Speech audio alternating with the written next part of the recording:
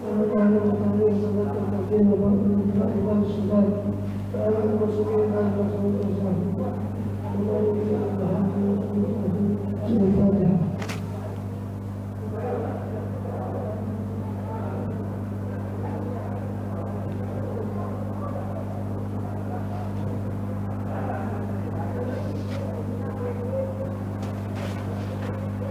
harus sholat.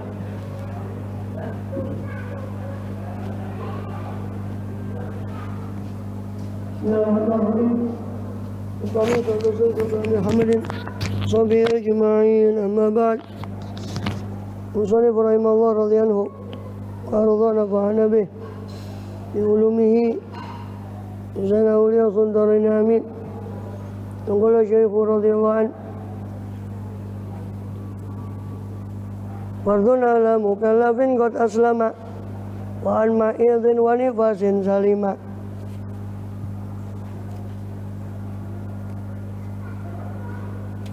Bismillah.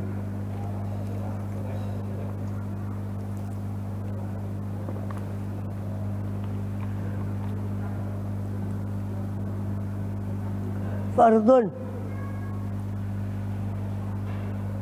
kitabus shalah utawi iki iku kitab salat. Fardun utawi salat iku fardu ala kulli mukallafin, atas setiap mukallaf. Mukallaf itu balik, berakal, sehat, muslim ya, muslim balik berakal. Qad aslama, mukallaf yang sungguh telah masuk Islam, telah berislam. Ya. Wa an mahidhin, berarti yang termasuk telah masuk Islam berarti meskipun murtad setelahnya, tapi sudah pernah masuk Islam. Maka orang murtad itu tetap dituntut untuk sholat. Maksudnya ya kembali dulu baru sholat. Buktinya apa?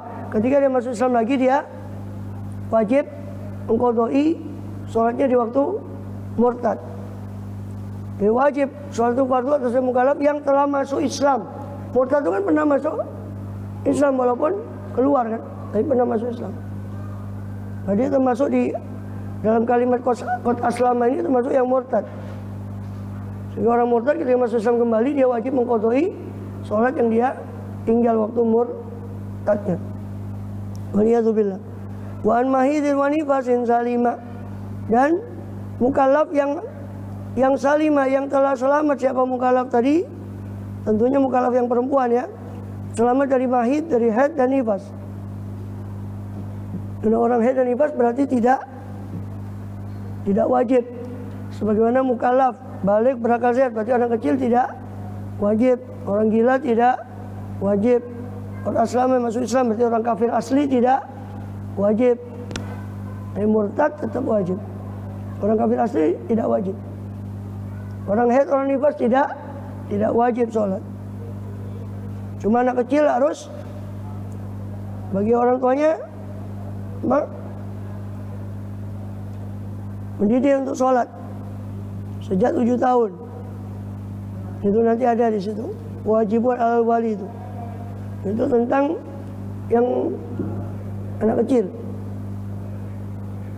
Orang gila tidak wajib sama sekali, bahkan ketika sembuh yang tidak wajib dia mengqadha. Yang telah masuk Islam berarti orang kafir tidak wajib. Orang kafir asli tidak masuk Islam, kafir asli ya, masuk Islam tidak wajib mengqadha sholatnya waktu semenjak dia balik, tidak wajib. Tapi murtad, naudzubillah, kembali ke Islam wajib mengqadha semua ibadahnya, sholat, zakatnya, puasanya. Selama dia murtad wajib diqadha. Naudzubillah. Sebagai pemberatan dari kesalahan dia murtad itu. Difardukan pada malam Isra dengan perintah. Sebelum ijma adalah banyak perintah firman Allah Ta'ala untuk sholat aqimus sholat itu. Surat Al-An'am ayat 72. Juga hadis faradallahu ala ummati lailatul Isra khamsina sholatan falam azal uraji'uhu wa salu takfifa hatta jala khamsan fi kulli yawmin wa lailah. Telah memfardukan siapa Allah Ta'ala umat atas umatku lailatul Isra pada malam Isra khamsina sholatan, akan 50 apanya sholat. Falam azal maka senantiasa saya orang leren-leren sapa ingsun uraji'uhu, untuk saya merujuk kepada Allah kembali. Was'alu dan minta kepada Allah takfifa keringanan hatta jala khamsan, sampai Allah jadikan 5. Fi kulli yaumin wa lailah, di setiap hari, satu hari dan satu malam. Wa kana fardul khamsi lailatul mi'raj. Farduan itu malam mi'raj sebelum hijrah bisa tadi asyur, 6 bulan sebelum hijrah. Itu tahun 12 kenabian berarti. Ada pendapat lain 11 kenabian, ada mengatakan antara 11 sampai 12 kenabian. Mi'raj itu. Itu yang sudah kita bahas di masa Islam tentang khilaf. Tahunnya terjadi kapan, bulannya khilaf, itu sudah kita bahas. Ya, muktamadnya itu tadi.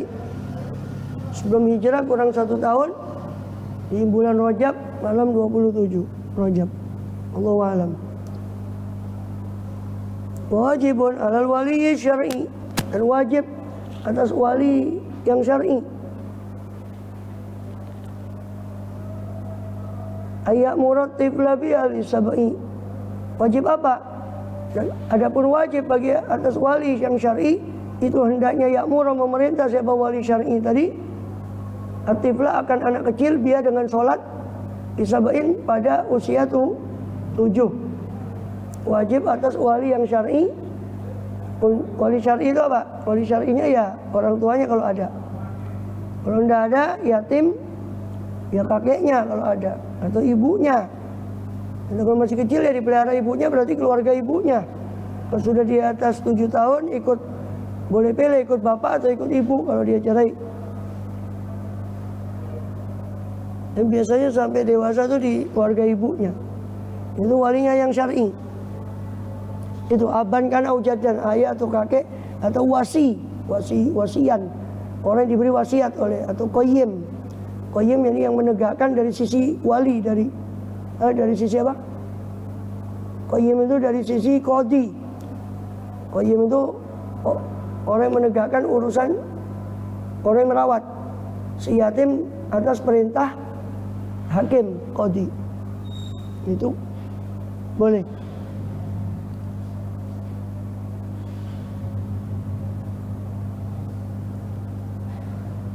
Maka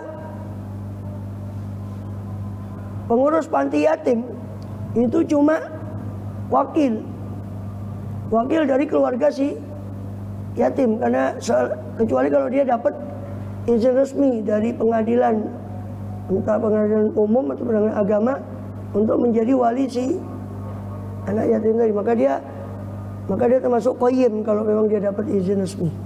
Si panti pengurus panti asuhan. Kalau tidak dapat izin resmi, ya dia cuma menerima wakil dari keluarga si yatim untuk memelihara anak yatim. Dia tidak lebih dari wakalah, nggak berhak sepenuhnya, bukan qayyim. Jadi kalau dapat izin dari, terus wadharbu fil asyri wa fiya in balag ajzat walam tu'at idza minha faragh. Wadharbu fil asyri, dan wajib memukul, dan adapun memukul itu fil asyri itu ada ketika usia 10 tahun, kalau dia masih meninggalkan, tuh hadisnya tuh riwayat disahkan oleh Tirmidzi. Murus sobiyah bis shalah idza balagha sab'a sinin, perintah oleh kalian anak kecil itu untuk sholat ketika sampai usia 7 tahun. Idza balagha 10 sinin, kalau sampai usia 10 tahun, fadribu, maka pukullah oleh kalian hu akan sobi anak tadi, alaiya atas sholat, atas meninggalkan sholat.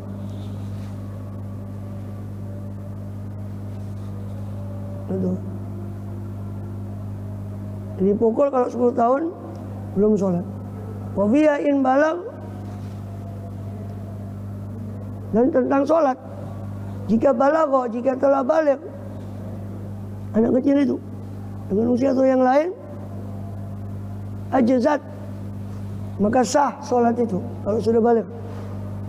Walam tu'at, dan tidak perlu diulang sholat tadi. Apa sholat itu? Idza minha faragh, ai idza faragha minha, apabila faragha, selesai. Siapa sobi yang balik tadi, balagha tadi, tifl tadi, yang balagha kalau sudah selesai, yang anak kecil yang balik itu sudah selesai. Selesai apa? Minha, selesai dari sholat.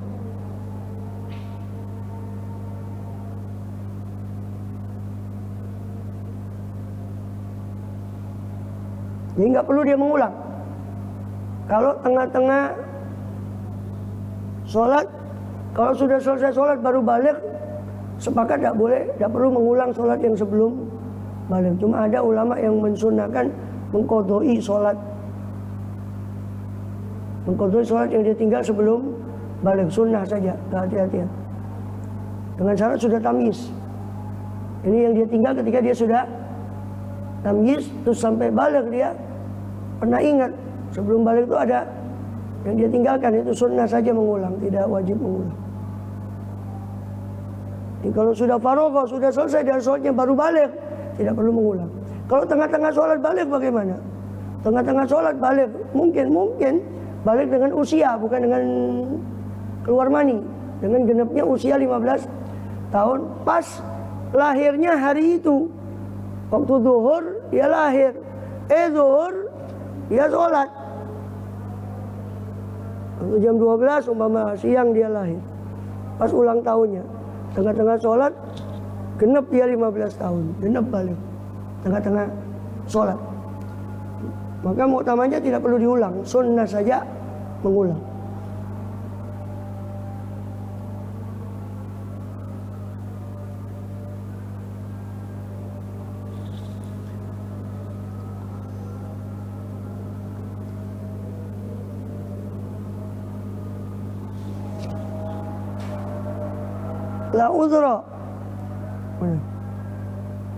La udhra fi taghiriha illa lisah au naumin au lil jam'i au lil ikrah. Tidak ada uzur itu di dalam takhiriyah mengakhirkan sholat illa lisah, kecuali bagi orang yang sahin. Itu sahin asalnya ya, asalnya sahi, ya-nya hilang jadi sahin. Terus untuk darurat syair haknya itu disukun sah, illa lisah. Kecuali bagi orang yang lalai, lupa. Tidak ada uzur dalam mengakhirkan sholat kecuali kalau dia lupa. Au naumin, atau ketiduran, dengan syarat tidurnya belum masuk waktu. Kalau tidurnya sudah masuk waktu, bisa makruh bisa haram. Makruh kalau dia yakin bakal bangun sebelum sempit waktu sholat untuk menunaikan sholat, dia tidur dulu.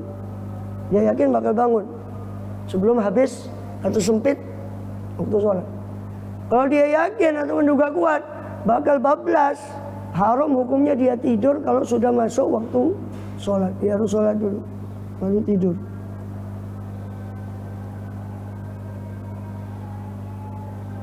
Waktu zuhur min zawaliya ila anzadaan mithlin li syai'in dhullala.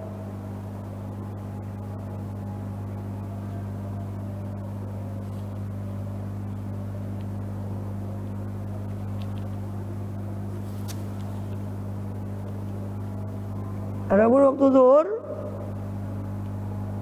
min zawaliha, itu dari zawal, dari tergelincirnya matahari.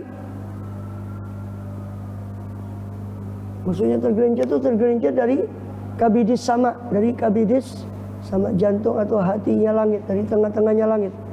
Zala an kabidis sama, makanya disebut zawal. Gelincir dari tengah langit ke arah barat, maka namanya zawal. Zuhur itu ketika zawal tergelincir lengsernya serngengi, tergelincirnya matahari ila sampai anzada, hingga bertambah. Zada, hingga bertambah. Apa zil, apa bayangan, an mislin, dari semisal bendanya terhadap syai'in, terhadap sesuatu, semisal daripada sesuatu. Dolala yang menaungi, yang memiliki bayangan. Hingga apa? Hingga bayangan itu lebih dari mislin, lebih dari seperti bendanya. Atau hingga bayangan itu sama dengan bendanya atau lebih sedikit. Zada an mislin li syai'in. Lebih untuk sesuatu yang syai', untuk sesuatu yang sedikit.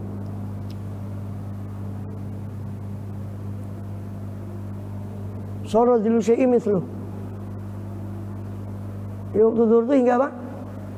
Dari zawal hingga bertambah bayangan itu dari semisal sesuatu, bertambah bayangan itu dari bendanya, atau sama dengan bendanya atau lebih sedikit, maka keluar waktu zuhur, masuk waktu azhar.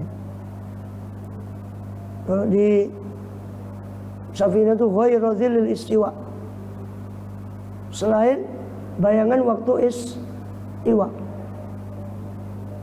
Selain bayangan waktu istiwa. Maksudnya apa selain bayangan waktu istiwa?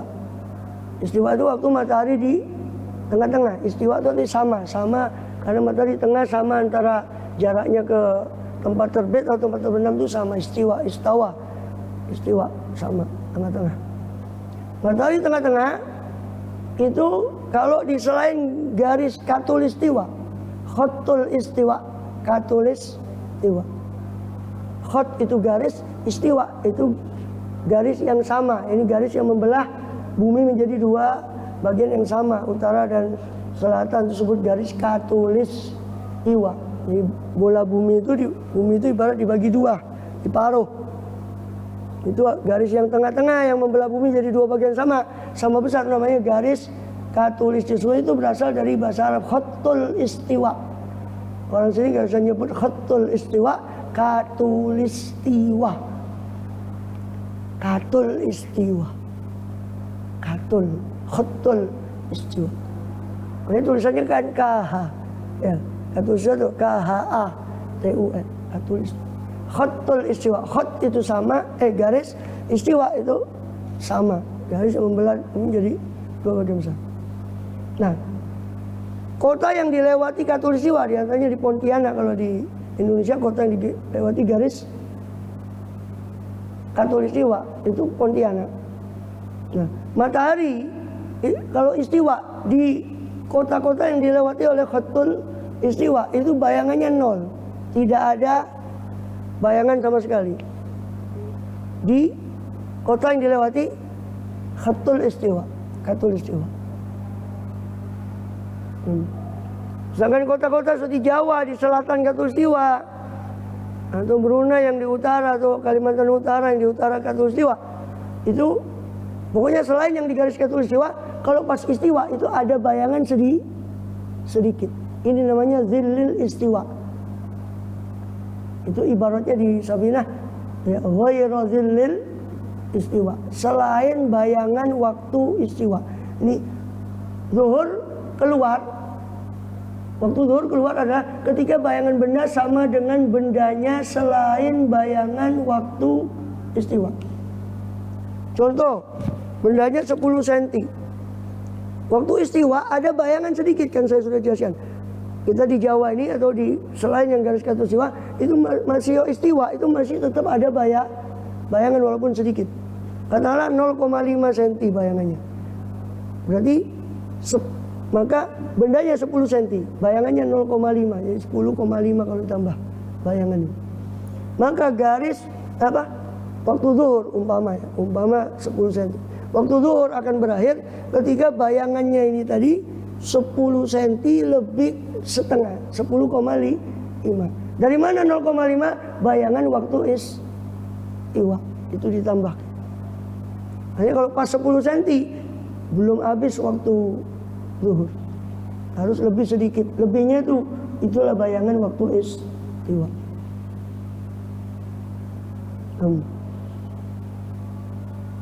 Tsumma bihi yadkhulu waqtul asr. Kemudian dengannya, dengan misli itu, dengan zadaan misli, dengan pertambahan melebihi bayangan benda, melebihi bendanya, semisal bendanya, yadkhulu masuklah waktu asar. Maksudnya dengan keluarnya waktu zuhur berarti masuk waktu asar masuk. Waqtiro misla dzilli dzakal qadri, dan diikhtiarkan, dipilih pendapat misla. Itu hati-hati, misla itu asalnya mislani, musanna itu. Misla dzilli berarti mislan kan seperti. Kalau misla dua kali seperti, misla dzilli dua kali seperti bayangan dzakal qadri, kadar itu. Jadi dipilih pendapat apa? Ikhtiro.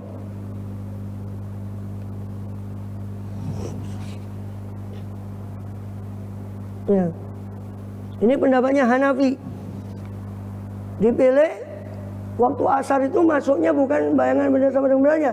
Ikhtiro, dipilih tentang masuknya waktu asar mislah 2 kali seperti bendanya baru masuk waktu asar. Itu asalnya mazhab Hanafi. Banyak sebagian amalia dari Abai, dari guru-guru kita, itu waktu asar itu ditunda. Sholat asarnya itu mereka agak mundur. Seperti di Masjid Riyadh Solo itu agak mundur karena supaya keluar dari khilaf mazhab Abu Hanifah untuk waktu asar. Itu amalia ya, kita nggak memaksa orang untuk ikut itu. Itu amalia dari kita punya amalia. Kalau fatwa mereka tetap memfatwakan muktamad mazhab Syafi'i, yaitu bayangan benda sama dengan bendanya lebih sedikit, yaitu bayangan waktu istiwa itu. Jaza ila ghurubiyah antuf'ala, boleh apa sholat asar itu ila ghurubiyah sampai terbenamnya matahari, antuf'ala untuk dilakukan apa sholat asar tadi sebelum terbenam matahari. Maka berarti habisnya waktu asar berarti ketika terbenam busur matahari. Wa waktu maghribin biha dakhala, dan waktu maghrib dengan ini, dengan huruf, dengan terbenamnya matahari, dakhala, masuk waktu maghrib. Yang perlu diperhatikan, waktu maghrib itu memang masuk dengan busur, dengan apa? Huruf terbenamnya piringan matahari. Itu terbenam di barat kan? Terbenamnya matahari di ufuk barat. Maka di timur itu sudah mulai gelap karena matahari sudah terbenam. Tapi di barat masih ada secercah, masih ada cercahan cahaya sedikit. Karena nggak langsung petang dedet. Tapi itu sudah maghrib. Coba perhatikan kalau azan itu ufuk barat sana masih agak terang. Bukan berarti mataharinya belum terbenam. Itu efek diffraksi. Diffraksi sinar. Diffraksi sinar itu masuknya, berpendarnya sinar itu karena ada cerca cahaya yang masuk melalui celah yang sempit.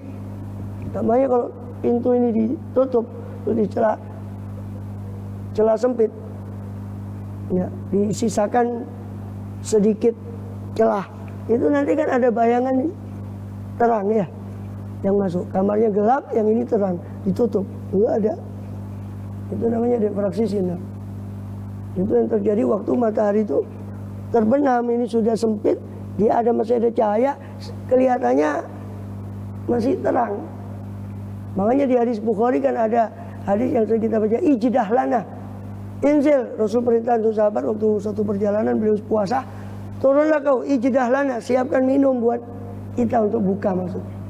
Ya Rasulullah, in alaika naharon, masih ada siang ya Rasul, katanya sahabat tadi. Karena dia merasa di barat itu masih ada sedikit cahaya. Rasul tetap Rasul negaskan, inzil, turun, ijdah lana. Sampai 3 kali Rasulullah. Si sahabat itu masih ngeyel, ya Rasul masih ada siang. Paham ya? Jadi bukan berarti mataharinya belum terbenam, tapi itu berkas cahaya yang masih tersisa ketika proses matahari itu mulai terbenam. Ya, paham ya? Wal waktu yabqa fil qadimil azhari ilal insya'i bi maghribil amari. Dan waktu itu tersisa di qadim, di kaul qadim, kaul pendapat qadimnya Imam Syafi'i Al-Azhari yang lebih kuat, ilal isya'i. Kapan? Sampai waktu maghrib masih ada, sampai waktu isya masuk. Bi maghribil ahmari, dengan hilangnya warna kemerahan, itu mega merah. Di kaul qadim Imam Syafi'i itu kaul pendapat Imam Syafi'i sebelum masuk Mesir yang terakhir kali. Karena pernah Imam Syafi'i sebelumnya masuk Mesir cuma kembali lagi ke Irak. Setelah masuk Mesir terakhir itu beliau merujuk lagi pendapat fatwanya. Maka itu menimbulkan kaul jadid. Maka pendapat yang baru. Nah kita mazhab Syafi'i mengikuti kaul jadidnya pendapat baru yang terbarunya Imam Syafi'i. Tapi ulama seperti dalam Muqaddimah Majmu' ya, Syarah Muhadzab dan beberapa kitab yang lain disebutkan apa? Tentang apa? Tentang bahwa sekitar 16 pendapat 16 masalah kita mengikuti qaul qadim. Ulama Syafi'iyah menegaskan bahwa kita, kata ulama Syafi'iyah, tetap mengikuti qaul jadid kecuali 16 masalah. Ada yang bilang 17, ada yang bilang 18. Salah satunya ini masalah waktu maghrib. Waktu maghrib kalau menurut kaul jadid, kaul yang baru dalam mazhab Syafi'i, itu sedikit kaul jadidnya itu. Ya.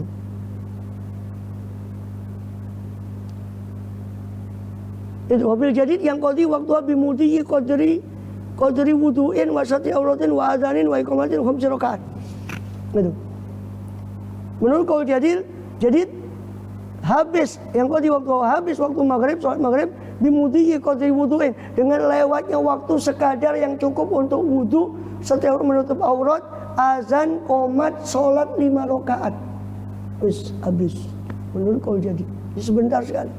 Manjing diperkirakan waktu untuk cukup untuk wudu, menutup aurat, azan, qomat, sholat 5 rakaat, habis. Kaul jadid. Tapi kaul qadim sampai itu maghribil ahmari. Wa waktu ya fil qadimil azhari ila isya'i bi maghribil ahmari. Ini menurut kaul qadim, dan ini lebih kuat dari segi dalil. Kenapa para ulama Syafi'iyah yang memilih dalam 16 masalah itu memilih kaul qadim? Karena lebih kuat dari sisi dalil dalam 16 masalah, sehingga mereka memilih kaul qadim dalam 16 masalah. Salah satunya ini.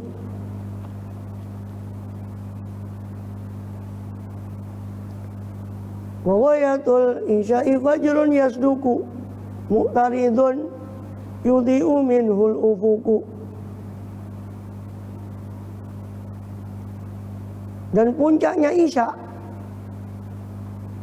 itu fajrun.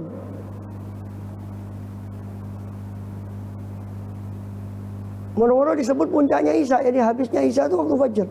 Kapan masuknya isya? Tadi sudah tersirat di dalam bait tadi, ilal isya tadi. Berarti maghribil ahmari tadi. Hilangnya mega merah di barat itu. Mega merah itu timbul dari cahaya matahari yang barusan tenggelam, menyisakan mega merah di kegelapan malam. Di barat itu ada mega merah. Mega merah tenggelam berarti mataharinya hilang, berarti matahari sudah makin ke bawah. Ganti mega kuning. Mega kuning hilang, ganti mega yang putih. Hilang petang dedet. Makanya di Syafi'iyah sebutnya kan asyafaq itu 3, salah. Abyad, ahmar, wa asfar, wa abyad. Ahmar lil maghrib, wal asfar wal abyad itu lil isya. Mega itu ada 3. Mega merah, mega kuning, mega putih. Yang merah untuk maghrib. Jadi selama merah masih ada berarti waktu maghrib masih ada. Hilang, ganti kuning, putih itu untuk isya. Kecuali mazhab Hanafi. Gitu. Nanti disebutkan di situ. Bahwa ya tul isya fajr yasduku. Puncaknya isya adalah fajar yang jujur. Fajar sodik, fajar yasduku itu fajar sodik. Mu'taridun yudhi'u minul ufuku, yang melebar, yang yudhi'u, yang mana menerangi, ya, yang menjadi terang. Minu karenanya, karena fajar sodik, apa al ufuku, ufuk, penjuru garis horizon, penjuru langit yang timur, itu menjadi terang. Itu namanya fajar sodik. Fajar sodik tadi kan berkas cahaya, mega itu, mega merah, berkas cahaya yang barusan terbenam. Kalau fajar sodik itu berkas cahaya yang bakal terbit. Itu fajar sodik. Makanya makin lama makin terang, itu namanya fajar sodik. Kalau fajar kadzib itu melintang dari, kalau fajar sodik itu melebar dari utara ke selatan di ufuk timur. Kalau fajar kadzib itu dari timur ke barat, atau dari barat ke timur memanjang putih, habis itu hilang. Itu fajar kadzib, fajar dusta. Sebelum fajar sodik muncul. Waktu rolis ulti wajawizu ila sodiki fajar wabihi qadaqala. Waktu dan dipilih pendapat dalam waktu isya lisulfi, untuk sepertiga malam yang awal.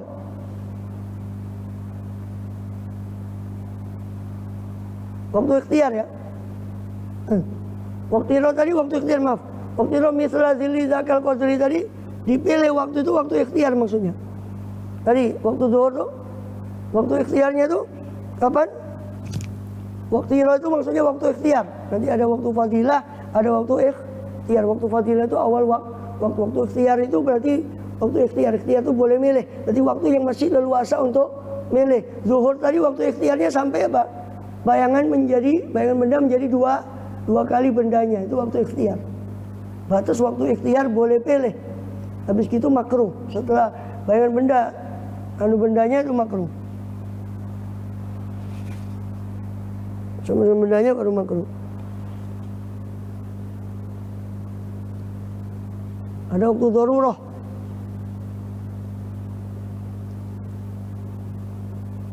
Ini juga waktu ikhtiar untuk sholat isya sampai sepertiga malam.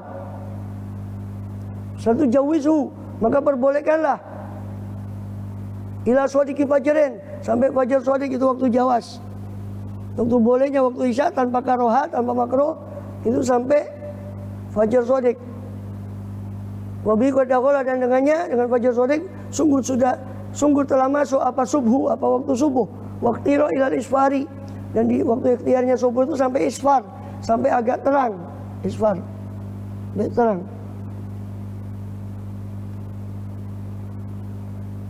Itu waktu ikhtiar. Masih boleh leluasa sholat subuh sampai agak terang. Selama bundaran matahari, lingkaran matahari belum terbit, belum habis waktu subuh. Meskipun agak terang. Itu berkas yang cahaya yang bakal terbit. Jawazuhu yabqa ilal idbari itu. Bolehnya subuh itu tersisa sampai idbar.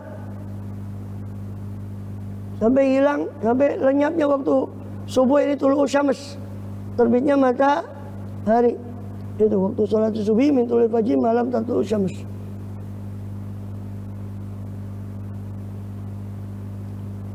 Setelah malam nanti kita bahas lagi.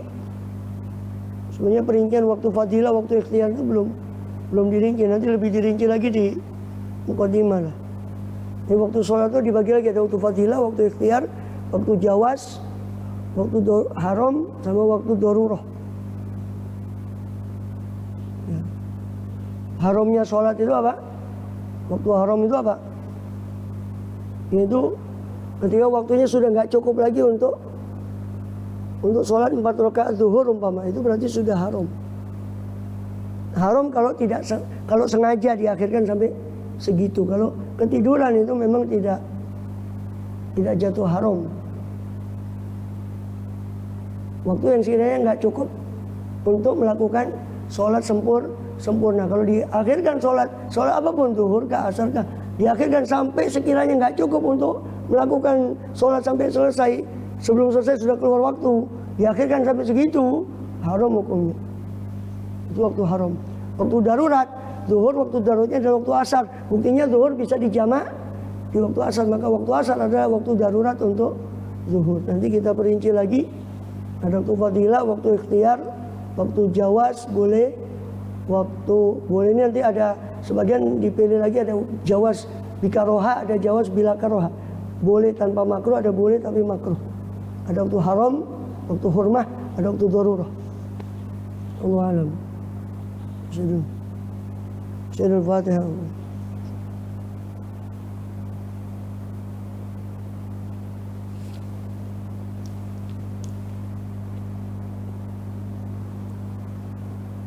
ونفعنا بما علمتنا رب علمنا الذي ينفعنا وبقينا وبقيا لنا وقرابات إننا اجننا مع الكتر أنثى وذكر وفقنا وفقكم من ترتضي قولا إن لما وارزق الكل أهلا دائما إلا يا علماء نوضى بالخير ونكفى كل شيء ربنا اغفر لنا كل شهود ربنا فاغفر برضا منك العيون واغفر لنا ربنا كل الديون قبل أن تأتينا السلول مغفر واسأل أن تكرم من صدر صلاة الله توجه المصطفى من الألاقي تعالى والوفى بكتاب فيه للناس شفاء نكرم بشرفاء ومصاب الغرى مدينة بهدى يمن سر في رضا ولا تولي وليا سواك ولا تجعل بأمرك عصاك ولا الله نعم الوكيل ولا أولى لا قوة إلا بالله العلي العظيم صلى الله عليه وسلم الحمد لله آمين.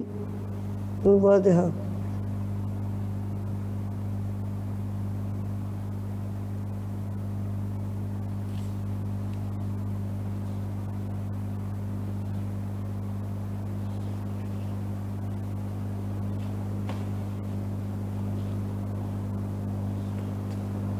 yang sholat di sana.